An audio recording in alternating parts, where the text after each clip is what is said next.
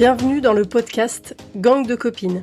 Je suis Elodie et dans ce podcast, je discute avec des femmes qui me parlent d'une de leurs histoires d'amitié. Parce qu'aujourd'hui, mes amies ont toutes et chacune une place tout à fait particulière dans ma vie et je sais que je ne suis pas la seule, qu'on est nombreuses à s'appuyer sur la sororité. Alors voilà, j'ai juste envie d'exposer la beauté et la puissance des amitiés féminines. Parce qu'on a toutes de belles histoires à partager. Bonjour Delphine. Bonjour Elodie. Avant de commencer, je tenais à mentionner que nous nous sommes rencontrées grâce à l'association Little Big Women qui accompagne des femmes entrepreneurs. Donc Delphine, tu as bientôt 40 ans, tu vis à Lille en couple avec un chat. On espère qu'il va pas faire d'interruption momentanée pendant l'enregistrement. Et tu gères la société d'Anami. Tu es organisatrice d'intérieur éco-responsable depuis octobre 2023. Est-ce que déjà tu peux nous expliquer en quoi ton métier consiste? Avec plaisir. Juste une petite précision, j'ai bientôt 41 ans, donc tu m'as rajeuni d'une année. Merci. Ah bah tant mieux. C'est moi qui ai bientôt 40 ans. Aïe. Ouais, c'est ça. Ça va bien se passer, tu vois, regarde, très bien, donc il n'y a pas de souci.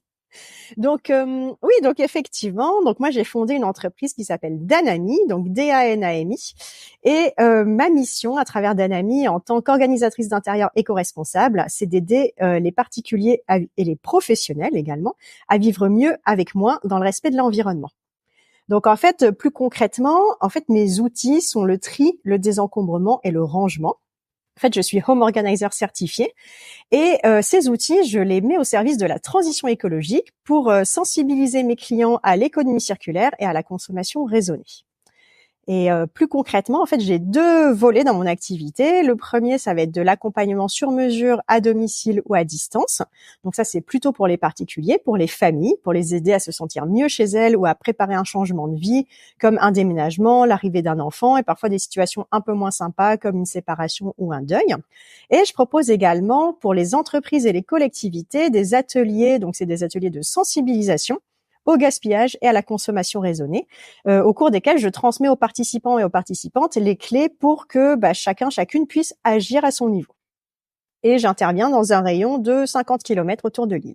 Ce que j'ai envie de savoir, c'est comment tu es tombée là-dedans. C'est toi chez toi ou comment ça s'est passé cette découverte et de ton métier donc on dit home organizer. Home organizer, ouais, ou organisatrice d'intérieur, c'est plus simple à prononcer.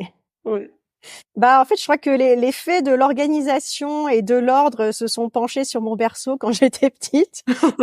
Parce que j'ai toujours été d'un naturel très organisé, très ordonné. Honnêtement, je crois que mes parents n'ont jamais eu à me demander de ranger ma chambre. Pour moi, c'était naturel et j'aimais faire ça en plus. Non, je suis pas bizarre, c'est juste que j'aime. Et en plus, comme j'ai déménagé, j'ai pas mal déménagé quand j'étais petite, je pense que ça m'a habituée aussi à trier, à désencombrer et puis à pas trop m'attacher aux objets. Ceci étant dit, en fait, moi, quand j'étais ado, je sais pas pourquoi, je me suis passionnée pour le monde de l'industrie agroalimentaire. J'avais envie, quand j'allais au supermarché, j'avais envie de comprendre comment les produits que je trouvais dans les rayons étaient fabriqués. Donc, j'ai fait une école d'ingénieur en agroalimentaire et j'ai travaillé 16 ans dans ce secteur. Donc, j'ai fait de la R&D, donc recherche et développement. J'ai fait du marketing, de la communication, j'ai fait quoi d'autre? J'ai fait de la qualité client et mon dernier poste c'était chef de produit. Donc voilà, j'ai appris plein de trucs. Je me suis épanouie un temps dans ce métier. Et puis il y a plusieurs petits grains de sable qui sont venus se mettre dans les engrenages d'une machine qui paraissait bien rodée. Le premier, j'ai découvert Marie Kondo, donc la fameuse coach en rangement japonaise. Je l'ai découverte en même temps que tout le monde quand elle a commencé à être connue en Europe. Et j'ai trouvé ça génial qu'elle ait réussi à faire à vivre de ce métier, d'accompagner en fait les familles à se sentir mieux chez elles grâce à l'organisation, au tri et au rangement. Et j'aimais bien cette idée, mais moi j'avais jamais eu l'idée de me lancer dans l'entrepreneuriat, donc c'est resté dans un coin de ma tête. Après, aux alentours de 2015-2016, j'ai découvert le zéro déchet. J'ai commencé à m'intéresser à la consommation raisonnée. Et puis et pareil, là je faisais tout ce que je pouvais à mon échelle. Et puis peu à peu, je commençais à me dire tiens, c'est bizarre quand même, Delphine, tu travailles dans l'agroalimentaire, c'est quand même un secteur qui pousse à la surconsommation, où il y a beaucoup d'emballages superflus. Et puis, en fait, peu à peu, il y a un gap qui s'est creusé entre, moi, mes convictions écologiques et puis, ce que je faisais dans mon métier, tous les jours, en fait, hein. S'ajoute à cela que mon entreprise qui était basée à Lille a déménagé en région parisienne, que je me suis retrouvée à un poste qui me plaisait pas du tout. Et puis, bon, là, ça commençait à plus aller bien du tout, du tout. Et du coup, je me suis dit, écoute, qu'est-ce que je fais, qu'est-ce que je vais bien pouvoir faire de ma vie? Et en fait, j'ai eu l'idée de combiner mes convictions écologiques avec le home organizing pour fonder Danami. D'accord. Ah oui, oui. Ouais, c'est un long chemin, hein, donc. Non, mais c'est un super beau parcours. Mais ce qui est très intéressant, c'est que tout ça est très construit et pas évident. Mais finalement, voilà, t'as commencé une carrière professionnelle, mais depuis que t'es ado, il y avait des signes avant-coureurs de ton activité. C'est pas Et faux. en fait, pendant que je t'ai écouté, je réfléchissais à Marie Kondo et j'ai vu un truc passer là. Je crois que c'est fort d'actualité. En plus, ton domaine d'activité en ce moment, parce qu'il y a des séries sur Netflix à ce sujet, non? J'ai vu des Oui. mails passer là-dessus. Alors Marie Kondo, elle a quoi? Elle a la magie du rangement. Et il y a l'étincelle, enfin, je sais plus comment ça s'appelle en français, l'étincelle de joie, je crois. Donc elle a 2 émissions sur Netflix. Il y a The Home Edit aussi avec Cléa et Johanna aussi sur Netflix. Il y a Détox ta maison sur TF1. Donc en fait, l'organisation d'intérieur, c'est un métier qui existe en fait, qui est né dans les années 80 aux États-Unis, qui est arrivé en Europe et plus particulièrement en France au début des années 2000. Donc tu vois, c'est quand même pas récent. Mais néanmoins, ça commence seulement à se développer, puis on en parle plus dans les médias aussi. Oui, du coup, j'espère que ça va t'amener, ou peut-être que tu le sens déjà, que ça t'amène des nouvelles clientes et des nouveaux clients, le fait que ce sujet soit démocratisé au travers de Netflix? Alors, disons que quand je présente mon métier, il y a des personnes qui connaissent déjà parce qu'elles ont vu les émissions. Mais pour certaines autres personnes à qui je présente mon métier, c'est une grande nouveauté. Et c'est ça mon challenge, c'est que comme je fais un métier qui est pas connu, ou alors qui est connu qu'à travers la télé, mes prospects se rendent pas forcément compte qu'ils peuvent faire appel à moi, à une vraie personne, pour venir les aider très concrètement à se sentir mieux chez elles, à gagner en simplicité, à se simplifier la vie et à gagner en simplicité chez elles. Et alors, une fois que ce challenge est dépassé, on va dire, tu as plutôt des clientes ou des clients? Alors, disons que moi, j'aide les familles et tous les membres de la famille à se sentir mieux chez elles, chez eux, chez elles, grâce au tri, au désencombrement et au rangement. Mais on va pas se mentir, c'est souvent les dames qui m'appellent, donc Mmh. les mamans, les mères de famille, parce que faut pas se mentir, hein, la charge mentale, elle pèse surtout sur les femmes et c'est la raison pour laquelle j'ai surtout des clientes, donc des personnes qui m'appellent.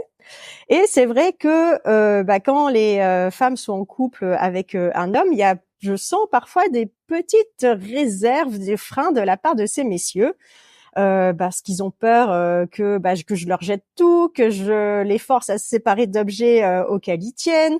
Ils se disent ouais, elle va nous aider à ranger, moi je range quand je veux. Ça, c'est vraiment des choses que j'ai entendues, hein. Donc là, c'est le deuxième challenge, c'est de convaincre notamment ces messieurs de la valeur ajoutée de moi, ce que je propose et de tout ce que je peux leur apporter, parce que moi moi, le rangement, c'est qu'une partie de mon accompagnement. Le gros de mon accompagnement, c'est l'étape de tri, au cours de laquelle je vais travailler avec mes clients sur leur rapport à l'objet. Je vais les aider à se détacher des objets qui font pas sens pour eux. Je vais les autoriser à se libérer des objets qui gardaient pour des croyances limitantes. Par exemple, ça m'a coûté cher, c'est un cadeau, je peux pas m'en séparer, j'en ai hérité, c'est dans ma famille depuis des générations, ça peut toujours servir, je le garde au cas où, etc. Donc, le gros de mes accompagnements, c'est de travailler là-dessus, parce qu'une fois que tu as travaillé ton rapport à l'objet, c'est beaucoup plus facile de se détacher des objets et aussi de consommer plus en conscience, en réfléchissant davantage à tout ce qui fait rentrer chez toi.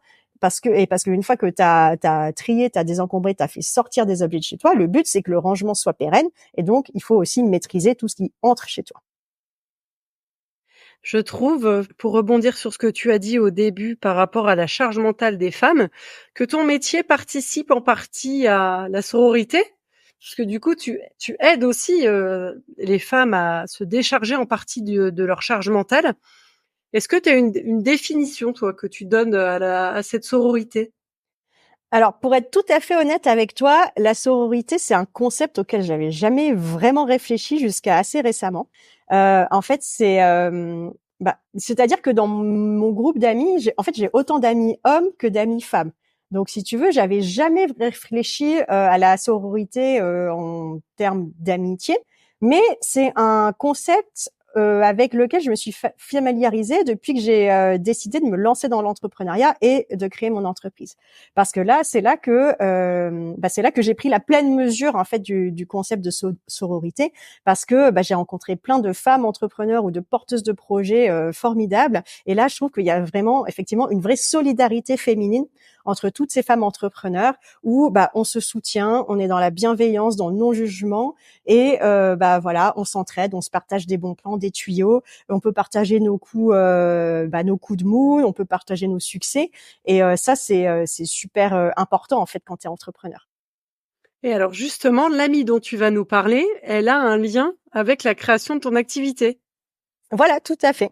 Tu peux nous expliquer comment vous vous êtes rencontrés et pourquoi elle a ce lien avec la création de ton activité? Alors attention, encore une fois, c'est une longue histoire, hein. Ah, vas-y, je suis toute oui.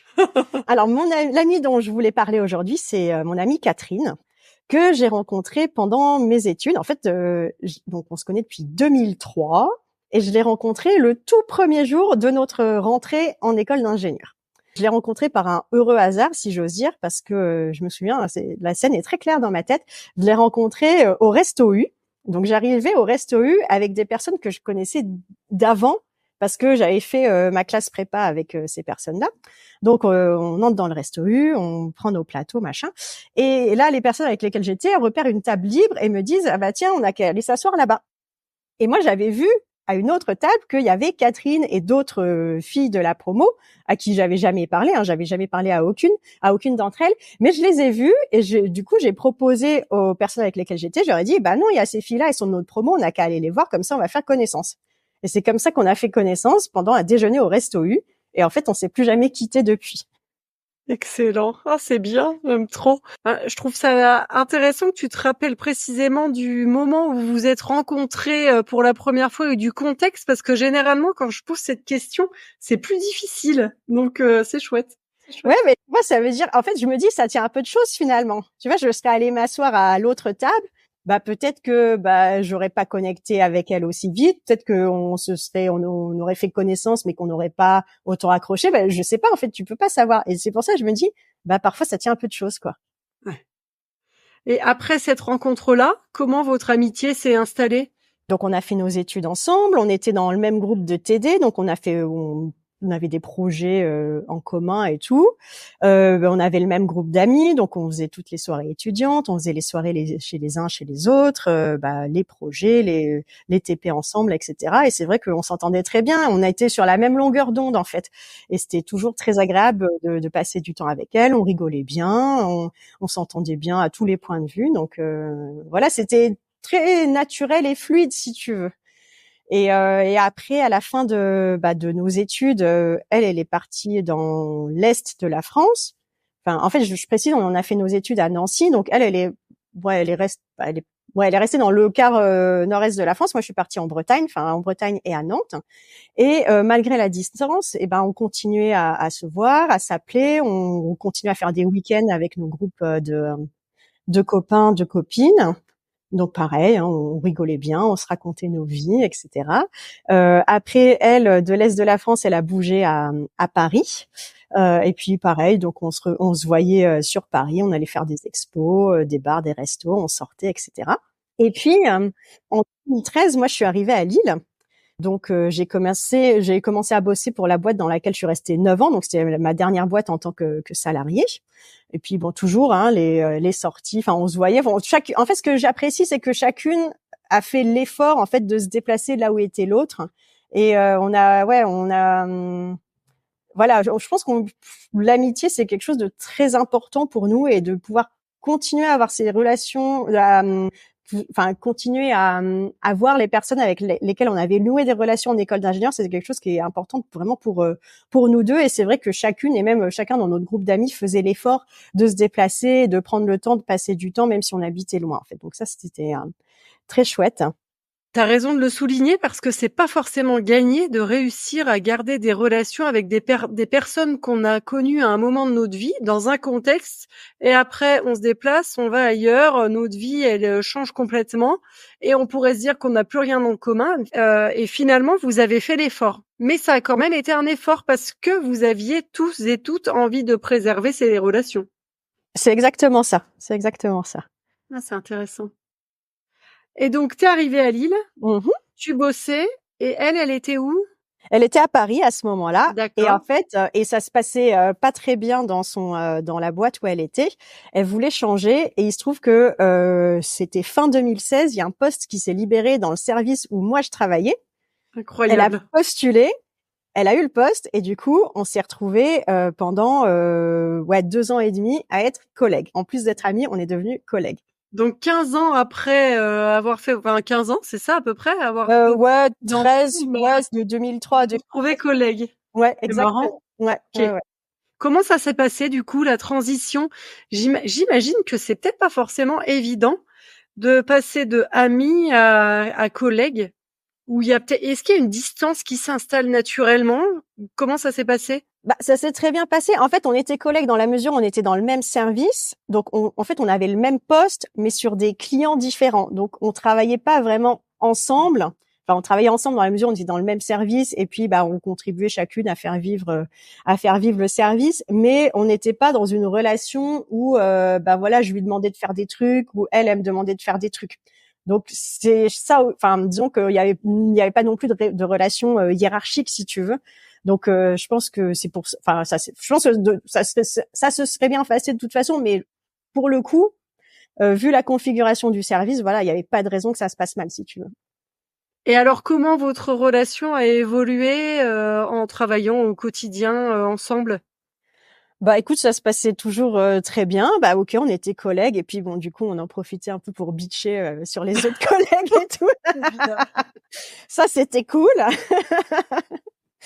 Et puis, en fait, le changement au niveau de nos carrières professionnelles, c'était en 2018 parce que notre boîte a décidé de déménager en région parisienne.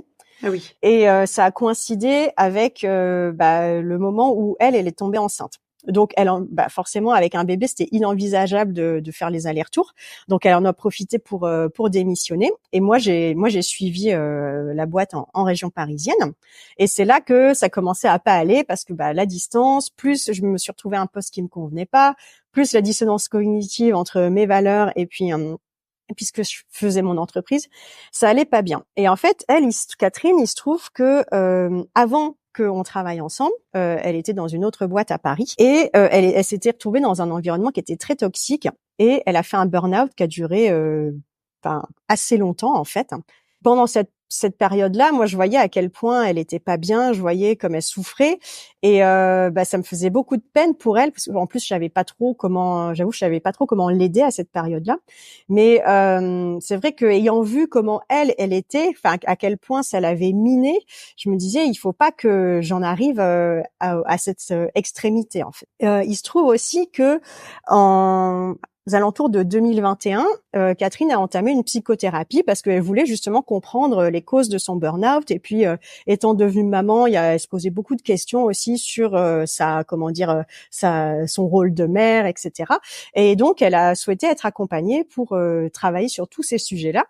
Et en fait, elle m'en parlait très librement, de manière très naturelle, très fluide. Et puis je voyais à quel point la psychothérapie l'aidait, comme ça l'aidait à réfléchir à plein de choses en fait, hein, à ses valeurs, à son identité, au poids de l'éducation, etc. Et moi, voyant comme j'étais pas bien, je me disais ah ouais, ça peut être pas mal quand même que je le fasse aussi. Et comme elle était très satisfaite de sa psychothérapeute, moi aussi j'ai commencé une psychothérapie avec la même personne. Et ça m'a fait énormément de bien en fait. Ça m'a fait énormément de bien parce que moi je suis arrivée là avec justement mes problématiques plus professionnelles en me disant mon boulot ça va pas, je sais pas quoi faire de ma vie, etc. Et en fait la psy m'a fait comprendre que en fait c'est juste que la problématique que je vivais, c'était que mes valeurs personnelles n'était pas du tout ou plus du tout alignée avec celle de mon entreprise. Et que c'est pas que j'étais une chochotte, c'est pas que je voulais pas bosser, mais c'est que à un moment donné, bah quand t'es pas aligné, bah t'es pas aligné et t'as beau faire tout ce que tu veux et déployer toute l'énergie que tu peux, bah ça marchera jamais. La psychothérapeute m'a dit mais en fait pourquoi vous restez là? Et c'est vrai que bah voilà, comme j'avais pas de plan B à l'époque, je me suis dit, enfin sur le coup, je me suis dit bah ouais quand même. Et puis en fait l'idée a fait son chemin quoi. Ouais. L'idée a fait son chemin. Et puis bah encore en parallèle, Catherine dans la foulée de sa psychothérapie a commencé un bilan de compétences parce que là aussi elle voulait bah, faire le point sur ce qu'elle pourrait faire par la suite. Et bah comme elle, bah, encore une fois, elle me parlait très librement, très naturellement de son bilan de compétences. Je voyais comme ça l'aider, rebelote. Elle était très contente de sa coach et je me suis dit ah bah tiens, je vais faire un bilan de compétences avec la même coach que Catherine. Et la coach de bilan de compétences, bah voilà, évidemment, on a travaillé sur encore une fois sur mes valeurs, bah, évidemment mes compétences, mes aspirations, etc. Et en fait, la coach m'a fait prendre conscience de mes capacités et elle m'a donné confiance en fait dans le fait que bah je pouvais me lancer dans l'entrepreneuriat. En fait, c'est comme j'ai dit, moi j'avais jamais imaginé me lancer dans l'entrepreneuriat.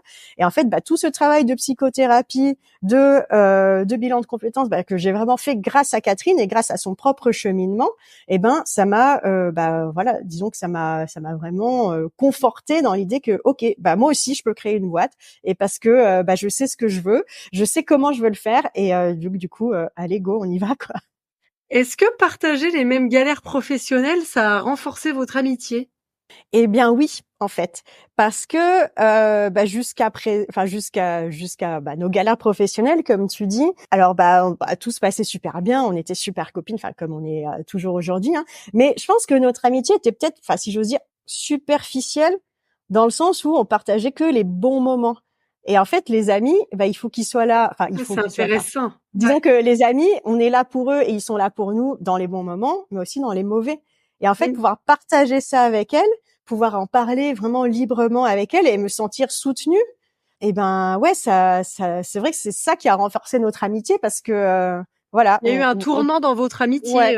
au moment où vous avez partagé, l'une et l'autre des périodes, pas simples. Voilà, je pense et parce que bah on a eu commencé à avoir des discussions beaucoup plus ouvertes sur nos ressentis, nos émotions, chose qu'on avait moins quand tout allait bien en fait.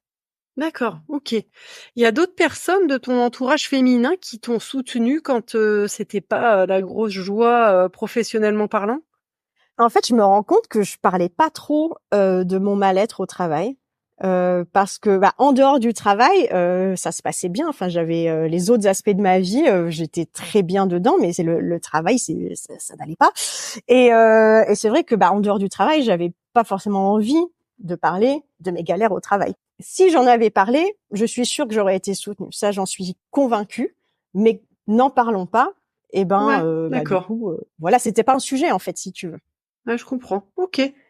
Mais par contre, j'en profite quand même pour remercier mon conjoint parce que c'est vraiment lui qui m'a soutenue pendant cette période. Oh! Ah ouais, Ouais, ouais, ouais. Trop bien. bah parce que bah il était aux premières loges, il a vu comme j'étais pas bien, je l'ai pas toujours très bien traité parce que je me sentais pas bien moi-même. Donc Ouais. voilà, j'en profite aujourd'hui pour le remercier du fond du cœur pour tout ce qu'il a fait pour moi pendant cette période. Merci beaucoup, le conjoint de Delphine. Voilà. J'imagine qu'aujourd'hui, il te soutient aussi dans ta vie d'entrepreneur? Ah oui, il a intérêt hein. Et alors, est-ce qu'aujourd'hui, dans ta vie d'entrepreneur, tu l'as dit un peu en introduction, les femmes, elles ont une place particulière? Oui, oui, oui, parce que en fait, c'était pas une volonté de ma part, mais c'est vrai que bah, j'ai adhéré à Little Big Woman, donc dont tu parlais en intro. Moi, je cherchais pas forcément à être dans une association d'entrepreneurs féminines, mais ça s'est trouvé comme ça parce que je trouve que l'association est top. Hein, je me permets de le souligner au passage. Et c'est vrai bah, que comme je disais en intro, là, j'ai rencontré bah, vraiment des personnes avec lesquelles j'ai vraiment plaisir à échanger sur mes galères, mes coups de mou, partager mes succès, etc. Et c'est toujours très agréable en fait. Et c'est vrai que j'ai pas réussi à nouer des relations avec des entrepreneurs hommes, comme j'ai réussi à le faire avec des entrepreneurs femmes, en fait. Ouais. OK. Et pour revenir à Catherine, donc je pense pareil, tu l'as dit entre les lignes, mais en gros, tout ce qu'elle t'a apporté t'ont mené pas à pas vers cette vie d'entrepreneur. Et qu'est-ce que vous faites ensemble aujourd'hui? Maintenant que, toi, tu as ta vie d'entrepreneur et elle, elle est peut-être toujours salariée? Oui, elle est toujours salariée. Par contre, son mari est entrepreneur et c'est vrai que du coup, les problématiques que moi que moi j'ai, elle les vit aussi à travers son mari. Donc c'est vrai qu'elle me comprend d'autant mieux que elle a cet environnement familial. Qu'elle a cet environnement familial, quoi. Et qu'est-ce qu'on fait? On continue à sortir. Bon, moins maintenant hein, parce qu'on a quand même 40 ans passés. Et que elle est maman aussi. Alors et oui, je tiens aussi à la remercier pour ça, c'est-à-dire que bien qu'elle soit maman, elle et son conjoint, ils arrivent toujours à se libérer du temps pour passer du temps avec moi, avec mon conjoint. Voilà, je trouve que c'est super appréciable parce que ils ont très bien en tête que avant d'être des parents, ils sont avant tout un homme, une femme, un couple et que c'est important aussi de pouvoir s'épanouir autrement que en étant parent. Ah, j'en profite. Est-ce que votre relation, elle a changé depuis qu'elle est maman? Alors non, je dirais. Après, c'est sûr que le sujet de la maternité, de l'éducation de leur petite, c'est un sujet évidemment qu'on n'avait pas avant et puis qu'on a maintenant. Mais voilà, je trouve elle est toujours elle-même, elle est toujours à l'écoute, elle est toujours fidèle, elle est toujours cool. Donc non, non, ça n'a pas changé. Trop bien. Qu'est-ce qu'elle t'apporte d'autre? Beaucoup de joie. C'est toujours un plaisir de la voir, de passer du temps ensemble parce que je sais que quand je la vois, je sais que je vais passer un bon moment, quoi qu'on fasse. Donc tu vois, on peut aussi bien faire un brunch chez elle, enfin chez elle et chez eux ou à la maison. Et puis là, il y a leur petite qui est super mignonne, super rigolote. Ou alors, on se fait une soirée à quatre où on va tester des nouveaux restos, tester des nouveaux bars parce que Catherine et moi, on a un gros point commun, c'est qu'on adore manger. C'est une bonne maladie, il paraît. Voilà, c'est ça. Et là, on se retrouve autour de cet amour de la gastronomie. Donc, c'est vrai qu'on aime bien découvrir des nouveaux restos ensemble. On aime beaucoup danser toutes les deux aussi. Donc, quand on peut, enfin, c'est moins fréquent qu'avant, évidemment. Mais quand on peut, on va dans des bars dansants ou en boîte. Et puis, une fois par mois ou une fois tous les 2 mois, on essaie de se faire un petit tête-à-tête, tu vois, un petit date, elle et moi. Comme ça, pour Génial. voilà, sans les hommes, sans sa fille, pour discuter de choses et d'autres. Voilà, quoi. Ouais, vous créez vos routines amicales, Mmh. c'est super pour entretenir comme tu disais tu parlais tout à l'heure de l'effort de, se voir même quand on a déménagé loin l'un de l'autre, enfin, même quand des amis ont déménagé loin l'un de l'autre et là, avec l'arrivée d'un enfant qui peut aussi chambouler l'agenda, vous réussissez quand même à entretenir cette routine et tout ça. Je trouve que c'est intéressant, en fait, de se dire que l'amitié, si chacun on fait pas d'efforts l'un vers l'autre, à un moment ça s'arrête. C'est-à-dire que si elle est débordée par son agenda, toi t'es débordé par ta vie d'entrepreneur et qu'à un moment vous vous posez pas et que vous ne vous obligez pas d'une certaine façon, même si, enfin à vous voir, même si vous ne vous obligez pas à prendre des rendez-vous, même si j'imagine que vous y prenez beaucoup de plaisir, cette amitié pourrait se déliter et c'est pas le cas et je trouve ça intéressant. Mmh. Oui, en fait, c'est pour moi l'amitié, c'est du donnant-donnant aussi, hein. Et puis il faut, comme tu dis, créer des plages parce qu'on a toujours c'est trop facile de dire ah ouais j'ai pas le temps on le fera plus tard etc. Si tu crées pas les opportunités elles arriveront jamais.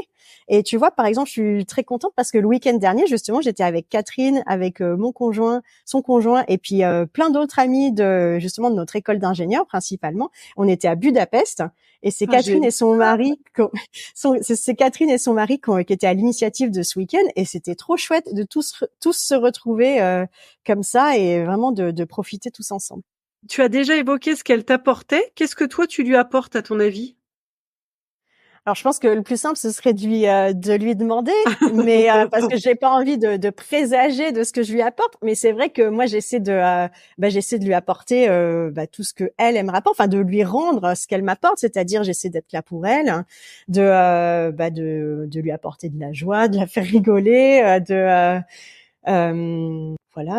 j'essaie de faire en sorte qu'on passe de bons moments ensemble et des moments de qualité. Ok, trop bien. Comment t'aimerais voir cette relation évoluer? Je vois pas forcément une évolution. Je veux surtout qu'elle reste que notre relation reste comme elle est aujourd'hui, parce que moi, je la trouve au top, notre relation. Je trouve qu'on a trouvé, justement, malgré nos vies bien remplies, on a trouvé cette routine, comme tu disais, et on sait créer ces opportunités de se voir et de profiter ensemble. Donc ça, je souhaite que ça dure comme ça. On est déjà quasiment à la fin de cet épisode. Est-ce qu'il y a un dernier message que tu aimerais passer à Catherine, un dernier mot pour elle?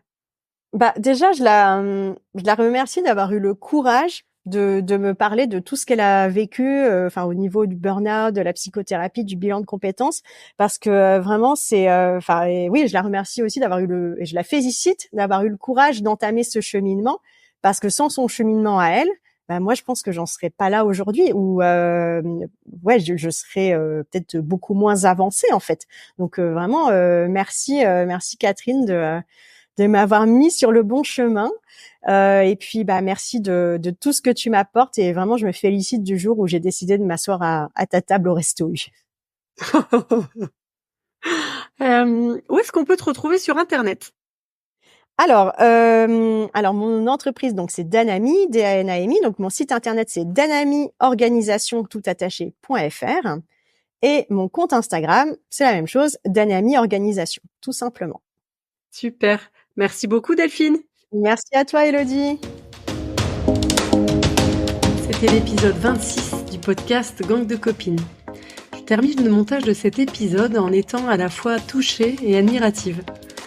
Touchée parce que l'histoire de Delphine et de Catherine est belle.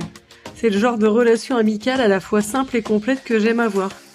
Ça a matché pour elles tout bêtement autour d'un repas, puis leur relation s'est transformée, elles ont su la faire évoluer en même temps que leur vie respective.